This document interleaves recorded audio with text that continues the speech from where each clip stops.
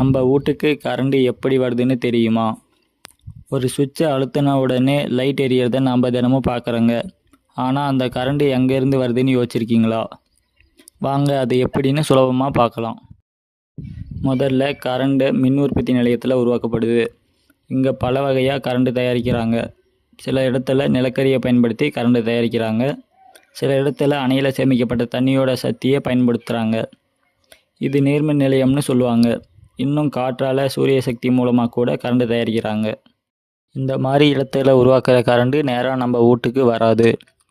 அதை முதல்ல அதிக மின்னழுத்தமாக மாற்றுவாங்க. இதுக்கு காரணம் ரொம்ப தூரம் கரண்ட் போகும்போது அது குறையக்கூடாது, அதுக்கு தான்.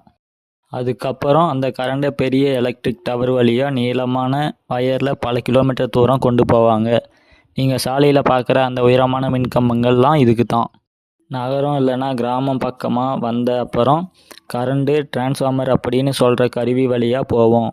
டிரான்ஸ்ஃபார்மர் என்ன செய்யுது அப்படின்னா அதிக மின்னழுத்தத்தை குறைச்சி வீடுகளில் பயன்படுத்துகிற அளவுக்கு குறைக்குது.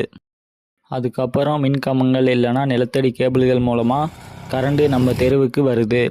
அங்கே இருந்து அது ஒவ்வொரு வீட்டுக்கும் தனித்தனி கனெக்ஷன் மூலமாக அனுப்பப்படுது. நம்ம வீட்டுக்கு வந்த உடனே முதல்ல மீட்டருக்கு போகுது.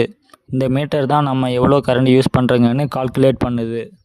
அப்புறம் கரண்ட்டு ஸ்விட்ச் போர்டு வயர் வழியாக light, fan, TV, fridge, mobile, சார்ஜர்னு எல்லாத்துக்கும் போகுது. அதனால தான் நாம் ஒரு ஸ்விட்சை போட்ட உடனே லைட் எரியுது. இப்படி பார்த்தா கரண்ட்டு நம்ம வீட்டுக்கு வர்றது ஒரு நீண்ட பயணமாக இருக்கும். மின் நிலையத்தில் தொடங்கி கரண்ட் டவரு, டிரான்ஸ்ஃபார்மரு, தெரு கம்பிகள், மீட்டர்னு பல இடத்தை தாண்டி நம்ம வீட்டுக்கு வருது.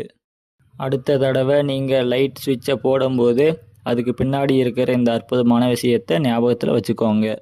இது மாதிரி டெக்னாலஜி வீடியோஸை தமிழில் தெரிஞ்சுக்க நம்ம சேனலை சப்ஸ்கிரைப் பண்ணுங்கள்.